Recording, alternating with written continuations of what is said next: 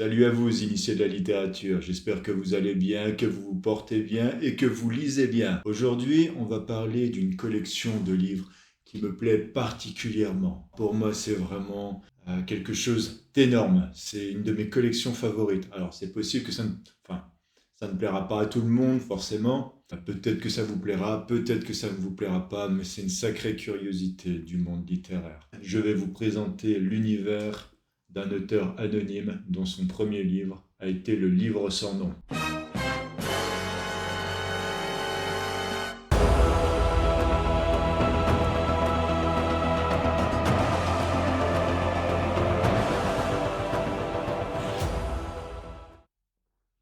Alors tout d'abord, il faut savoir que la collection que je vais vous présenter, le premier tome, je vais vous présenter quasiment toute la collection, mais je vais surtout parler du premier tome. Entre autres, ça, c'est la collection. Certaines personnes adorent Le Seigneur des Anneaux, d'autres adorent Harry Potter dans le monde littéraire, ou encore bien d'autres univers. Moi, c'est cet univers-là dont j'apprécie le plus. Enfin, l'un d'entre eux, en tout cas. J'en ai d'autres, mais celui-ci, il en fait vraiment partie. Ça, c'est mon avis personnel, mais pour savoir ce que j'aime bien, pour savoir si ça peut être pour vous une bonne référence ou pas, il y a deux genres de catégories que j'adore particulièrement. Première, ce sont les récits avec une psychologie bien avancée ou avec de bonnes métaphores. J'aime beaucoup surtout le suspense, l'action, la violence fictive. Ça, c'est une sorte d'invariable qui ne changera pas. Je ne lis pas que ça, je ne regarde pas que ça, mais ça reste mon domaine de prédilection, celui que je préfère. Soit c'est une intrigue particulièrement bien ficelée avec de très bonnes psychologies, une bonne utilisation du fantastique métaphorique, ou alors un petit peu vers l'opposé, le non prise de tête, limite quelque chose d'un peu nanar, mais avec un scénario plutôt bien ficelé, un peu comme des films de Quentin Tarantino, Pulp Fiction, Réservoir Dog, Kill Bill, ou encore des films comme Snatch, ou encore des frères Coen avec Fargo, ou The Big Lebowski. Voilà, pour parler surtout dans un domaine, on va dire, un petit peu nanar. Oui, j'ai surtout cité des films de surcroît américains, parce qu'en fait, dans le monde littéraire, des univers un peu nanar, il y en a, mais il n'y en a pas tant que ça, et des très bons, j'en ai pas vu beaucoup. Si vous en connaissez, s'il vous plaît, mettez-moi en description, ça me fera très plaisir. J'irai jeter un coup d'œil, c'est promis. L'univers de tous les livres, ça se passera très souvent dans une seule et même ville qui n'existe pas en réalité, qui s'appelle Santa Mondega. Santa Mondega, on ne sait pas trop si c'est au Mexique, si c'est aux États-Unis. De toute manière, la narration, l'auteur le dit lui-même, elle n'est sur aucune carte. Et on ne sait même pas réellement la nationalité de cette ville. C'est quoi? C'est la législation. De toute manière, elle est un petit peu en hors de toute législation, parce qu'à l'instar de Sin City, dans une ambiance plus mexicaine, avec des désespérados, des bikers. C'est une ville du crime, une ville dirigée par la pègre. Mais en plus de ça, en sous-jacent, il y a des créatures de la nuit, des vampires, des monstres, des créatures. Voilà, c'est... Il y a tout un petit palmarès de bestiaires horrifiques en sous-jacent qui combat dans l'ombre. Et tout ça, c'est fait en fait avec beaucoup d'humour et une réelle intrigue. Corruption, violence et créatures de la nuit. Bienvenue dans la ville de Santa Mandega. Et c'est dans votre émission Secteur Interdit, dès ce soir sur W6.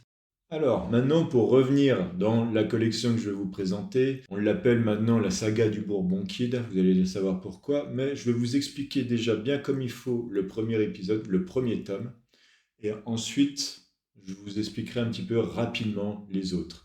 Il faut savoir que le premier tome se suffit à lui-même. C'est un mec, donc une personne qui a voulu rester anonyme, à la fois peut-être par choix et en même temps ça lui a fait un gros coup de pub, parce que l'auteur anonyme a écrit le livre sans nom, énorme. Ça a déjà attiré la curiosité, il avait balancé ça sur Internet, ça avait fait un bon petit buzz, les maisons d'édition l'ont contacté, il a fait publier son bouquin, donc il n'a même pas postulé, on a été le chercher, et ensuite il a fait toute cette collection. Un auteur n'a jamais postulé et que l'on a été chercher, et ça doit en faire rager plus d'un. Parce que moi-même, qui ai fait publier mon bouquin, je peux vous dire que on cherche, on cherche, on cherche, et même de très bons auteurs, ils cherchent longtemps avant de se faire publier, hein, même les plus grands auteurs. Ça se passe dans un univers fantastique, avec des clichés un peu épouvante horreur, mais au final, l'humour un peu nanar sera très, très présent, avec des clichés, des stéréotypes. On se doute que la personne, soit elle est américaine, hein, l'auteur anonyme, soit la personne est américaine, soit elle adore les références américaines. Bon, en tout cas, on sait juste que c'est une personne qui parle anglais. Donc, dans le livre sans nom, ça commence, on va avoir un monastère qui est sur une île, qui est un petit peu à part de la ville. Quelqu'un est entré à l'intérieur, on ne sait pas qui, il a tué tous les moines et il a volé un objet magique qui s'appelle l'œil de la lune. Il y a quelques survivants du monastère, entre autres des gens qui n'étaient pas spécialement là. Alors le monastère, hein, c'est pas des moines chrétiens, on est plus dans une sorte de monastère moine Shaolin.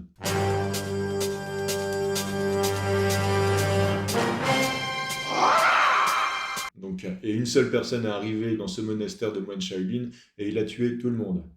Il va y avoir le gérant du monastère qui va faire appel à deux de ses moines, donc deux sortes de moines Shaolin, qui doivent aller récupérer à tout prix cet objet magique, cet objet qui est précieux, qui est très important et qui n'aurait dû tomber dans aucune main. Eux, ils le préservaient, mais il ne fallait pas le détruire, il ne fallait pas le toucher, ils le gardaient. Et ces deux moines, ils savent qu'une seule chose, c'est que la pierre a été volée et ramenée dans cette ville pourrie, Santa Mondega. Ils ne partent pas comme ça. On leur donne quand même une valise d'1 million de dollars. 1 million de dollars leur permettront surtout de pouvoir se nourrir, se loger, mais également de pouvoir graisser les bonnes pattes. Sauf que les deux moines ne sont jamais sortis du monastère. Ils ne connaissent rien du monde extérieur et ils ont à peine la notion de l'argent. Voilà, déjà, donc ça commence avec un côté un peu cocasse comme ça. Deux moines un peu naïfs qui vont dans une ville pourrie avec une enquête où ils ont quasiment rien, aucun indice, et ils se baladent avec eux avec une valise d'1 million de dollars. Alors, vous voyez le topo? Et dans leur enquête, ils vont rencontrer tout un tas de personnes haut en couleur, des suspects, des gens qui vont les aider, des intrigues qui vont se remettre dessus. Et au niveau des protagonistes, des personnages, de la clique, on va avoir tout plein de personnages, dont certains, on les reverra dans les prochains tomes. On va avoir par exemple un couple. On va avoir par exemple un couple, il y a un couple de gentils amoureux, mais ils se la jouent un peu à la Bonnie and Clyde, donc ils font des braquages. Au final, ce sont deux amoureux. On va avoir Elvis, qui est un tueur à gages. Et si on l'appelle Elvis, qui est sur surnom, on ne connaît pas son vrai nom, c'est parce qu'il s'habille toujours en Elvis Presley. C'est un grand fan d'Elvis Presley. On va avoir des bikers, d'autres gros méchants, des vampires, mais surtout un personnage très emblématique qui reviendra tout le temps. Je vous l'ai dit tout à l'heure, c'est le Bourbon Kid. Le Bourbon Kid, tantôt il est gentil, tantôt il est méchant. Tantôt il est cool, tantôt il ne l'est pas du tout. Et pourtant, on se rendra compte que petit à petit, à chaque fois, à chaque tome, il est comme ça, à chaque histoire, il y sera comme ça. Limite, ça sera presque lui le protagoniste au fur et à mesure des histoires.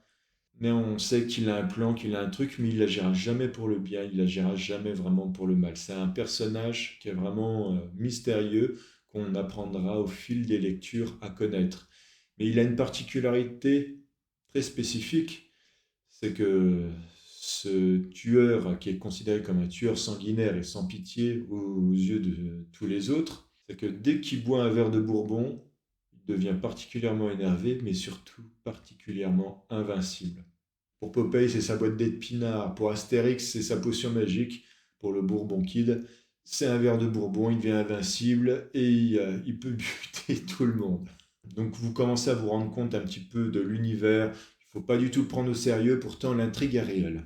Donc je vous ai dit rapidement pour le premier tome, donc deux moines qui doivent aller chercher l'œil de la lune. On va voir le second tome, donc qui est l'œil de la lune. On va encore s'en prendre à cet objet magique qui servira à un rituel plus grand que les protagonistes qui ont survécu dans le premier tome vont vouloir absolument arrêter. Avec le Bourbon Kid, tantôt gentil, tantôt méchant, on ne sait pas trop ce qu'il fait jusqu'à la fin où on se rend compte qu'il a un plan spécifique, mais bien à lui, qui ne dessert que lui.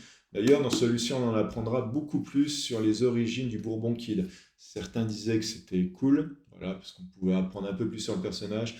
D'autres disaient que justement, ça le démystifiait un peu à savoir son passé. Chacun se fait son avis. Non, j'explique vite, hein, je fuse, parce qu'il y en a quelques-uns. Hein, et puis c'est le temps d'un café, faut pas l'oublier. Donc on va avoir ensuite le cimetière du diable. Il est avant le tome 1. C'est un peu l'épisode 0. Le cimetière du diable se passe en dehors de Santa Mondega, dans un désert.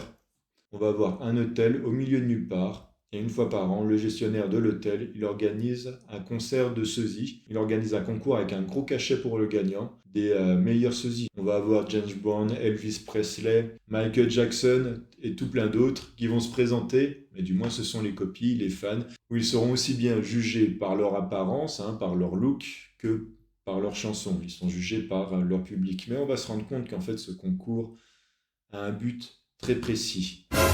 C'est vraiment une histoire qui va commencer à se ficeler, qui va avancer, qui va partir en gros boom final. Et en plus, on va avoir un tueur qui commence à buter, on ne sait pas pourquoi. Donc la plupart des participants au concours.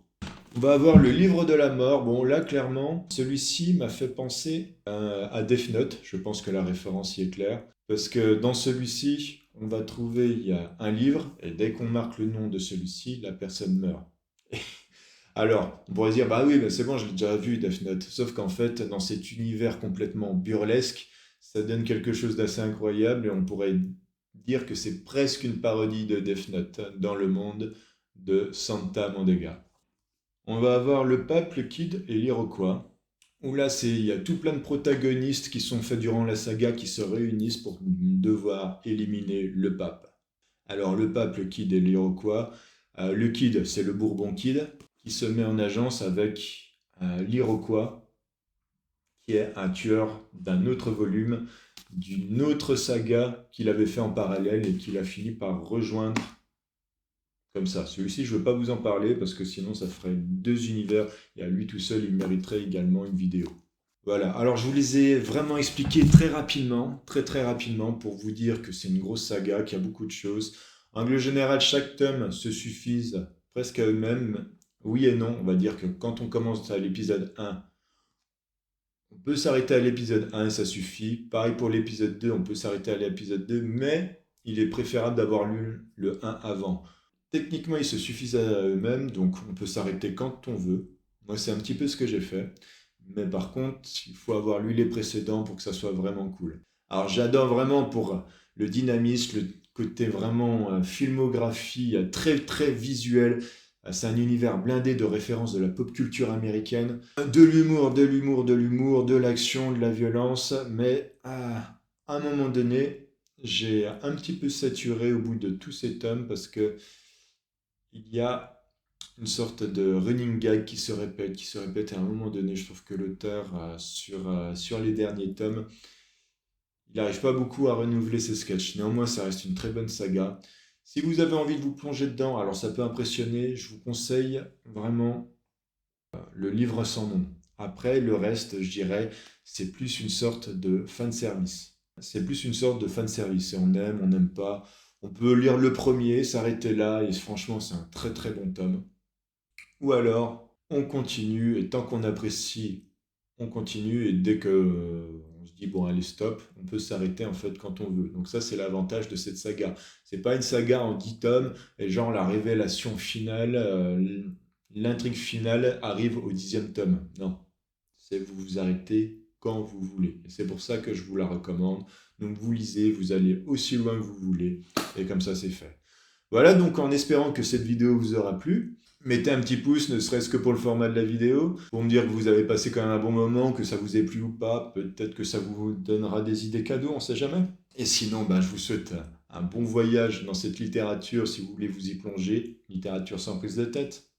Et puis abonnez-vous si ce n'est pas déjà fait pour pouvoir voir les vidéos suivantes et moi-même pour mon référencement, parce que comme vous voyez avec mon nombre d'abonnés, je débute.